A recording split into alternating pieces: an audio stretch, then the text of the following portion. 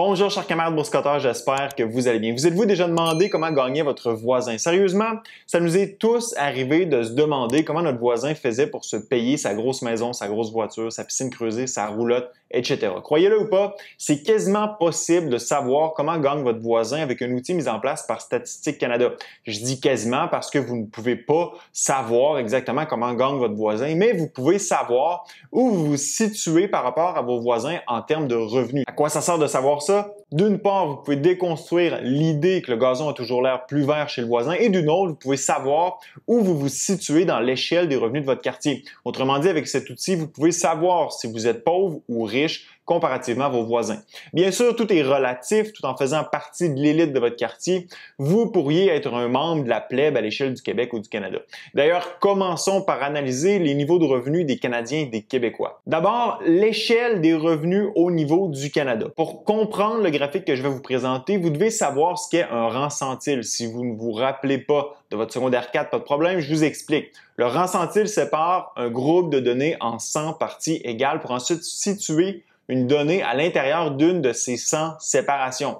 Dans le cas qui nous concerne, la valeur du rang indique la proportion de Canadiens ou de Québécois ayant des revenus inférieurs et supérieurs aux vôtres. Si vous avez un rang centile de 90, ça signifie seulement que 10% des Canadiens ont un salaire supérieur au vôtre, alors que 90% ont un salaire inférieur au vôtre. Vous comprenez maintenant le principe, alors allons-y avec les données des revenus des Canadiens en fonction de leur âge.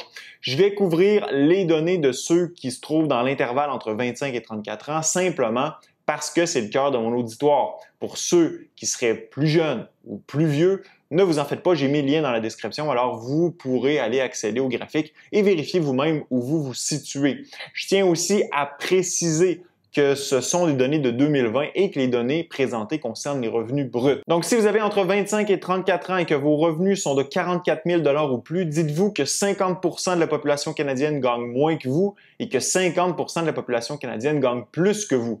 44 000 $ représente le 50e rang centile, soit la médiane. Pour être au 75e rang centile, vous devez avoir des revenus de 65 500 $. Si vos revenus sont de 90 000 $ ou plus, vous faites théoriquement partie des 10% des Canadiens ayant les revenus les plus élevés au pays dans ce groupe d'âge. 90% des Canadiens entre 25 et 34 ans ont des revenus inférieurs aux vôtres. Maintenant, pour la province de Québec, au Québec, une personne sur quatre qui a entre 24 et 34 ans gagne 30 200 $ ou moins. 50% des 24-34 ans gagnent moins de 45 200 $ et 75% moins de 62 800 $. Pour être dans le club des 10% ayant les revenus les plus élevés de la province, vous devez gagner 83 000 $ si vous avez entre 24 et 34 ans toujours. Comme vous pouvez voir, ça augmente substantiellement si vous êtes plus âgé, entre 35 et 44 ans. Il vous faut 109 000 $ pour faire partie de ce groupe, alors qu'entre 45 et 54 ans, c'est 120 000 $. Maintenant qu'on sait quelles sont les échelles de revenus au Canada et au Québec, je vous explique comment savoir où vous vous situez dans votre quartier. Première étape, vous devez vous rendre sur le site de Statistique Canada. Vous descendez sur la page d'accueil et vous cliquez sur le lien Profil du recensement, recensement de la population 2021. Ensuite, vous allez entrer votre code postal. Pour ma part, j'ai entré un code postal bidon sur l'île de Montréal qui est situé dans le quartier de Verdun. Ce que vous allez obtenir, c'est une liste des subdivisions dans lesquelles se trouve votre secteur de recensement. Vous descendez jusqu'au dernier niveau et vous cliquez sur Carte. Normalement, la zone mise en évidence devrait représenter le pâté de maison dans lequel vous résidez. Encore une fois, vous ne pourrez pas savoir combien gagne votre voisin immédiat, mais vous allez avoir une bonne idée de combien gagnent les gens dans votre rue ainsi que celles qui sont collées sur la vôtre. Lorsque vous avez confirmé que c'est bien votre quartier, vous fermez la fenêtre et vous allez cliquer sur la série de chiffres sous aire de distribution agrégée. Une fois dans le tableau de profil, vous allez avoir une multitude de données qui s'affichent. Avant toute chose, cliquez sur « Ajouter » ou « Enlever des données », puis sur « Taux » et enfin « Appliquer ». Ça va nous permettre d'obtenir des valeurs en pourcentage. Par la suite, vous descendez jusqu'à temps que vous voyez « Tranche de revenu total en 2020 pour la population âgée de 15 ans et plus » dans les ménages privés données intégrales 100%.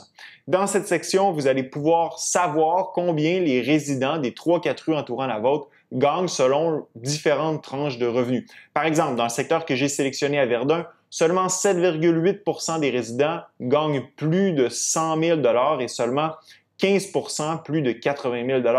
En comparant avec un secteur situé à Outremont, on réalise que c'est tout un contraste.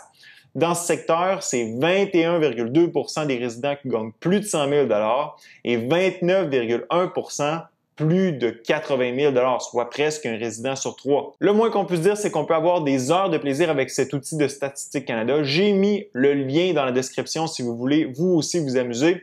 L'idée, c'est qu'en se comparant, on se console. N'oubliez jamais qu'il y a toujours des gens dans une situation pire ou meilleure que la vôtre. Alors, prenez le tout avec un grain de sel, en espérant que vous avez apprécié la vidéo. En terminant, laissez-moi savoir dans la zone de commentaires si vos revenus se situent au-dessus de la médiane à l'échelle du Québec ou en dessous. Ce fut un plaisir d'être avec vous. À la prochaine.